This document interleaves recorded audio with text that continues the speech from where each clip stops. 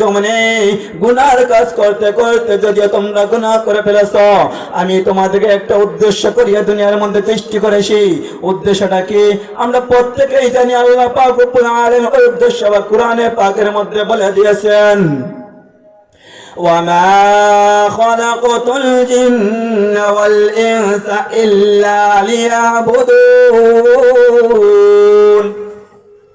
আমি মানব জাতীয় জিন জাতিকেই দুনিয়ার মধ্যে সৃষ্টি করেছি শুধু একটা কারণ, তার কারণটা হচ্ছে ইল্লা লিয়াবুদুন।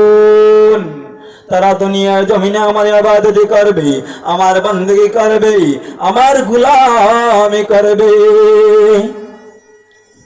একটু চিন্তা করে দেখুন, আল্লাহ পাক আমাদেরকে সৃষ্টি করার জন্য যে সময় সৃষ্টি করেছিলেন তখন বলিয়া দিয়েছেন ইল্লা লিয়াবুদুন, তোমরা দুনিয়ার মধ্যে যাইবা, গিয়ে আমার ইবাদত করবা, আমার গোলামি করবা। কিন্তু হায় আফসোস, তাকাইলেই দেখা যায় আল্লাহর গোলামি চাইরা দুনিয়ার গোলামি করতেছি।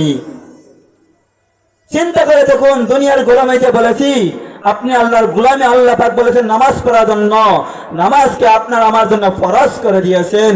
কিন্তু এই দিকে না গিয়া আমরা দুনিয়ার পিছনে লুটাইতেছি, টাকা পয়সা কামাই করতেছি।